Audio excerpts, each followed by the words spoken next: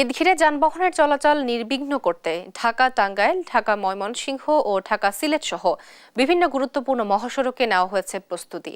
ঢাকা টাঙ্গাইল ও ঢাকা ময়মনসিংহ মহাসড়কের শৃঙ্খলা রক্ষায় ব্যাপক প্রস্তুতি রয়েছে বলে জানিয়েছে গাজীপুর মেট্রোপলিটন পুলিশ। থাকবে পর্যাপ্ত ট্রাফিক পুলিশ, থানা পুলিশ ও মোবাইল টিম। এছাড়া 10টি রেকার রিজার্ভ রাখা হবে, যাতে কোনো কারণে যানবাহন বিকল হলে দ্রুত সেগুলো সরিয়ে নেওয়া যায়। এছাড়াও আশুলিয়ার বাইপাইল, আব্দুল্লাপুর ও নবীনগর চন্দ্রা মহাসড়কে জনভোগান্তি কমিয়ে আনার চেষ্টা করছে এক্সপ্রেসওয়ে কর্তৃপক্ষ। ঢাকা সিলেট মহাসড়কেও চলছে 6 লেন উন্নতিকরণের কাজ।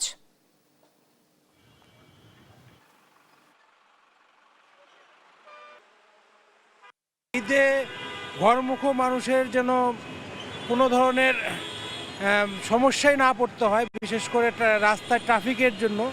সেজন্য আমরা 9টি রেকার সহ অন্যান্য যেসব ব্যবস্থা, এইসব ব্যবস্থা আমরা রেখেছি।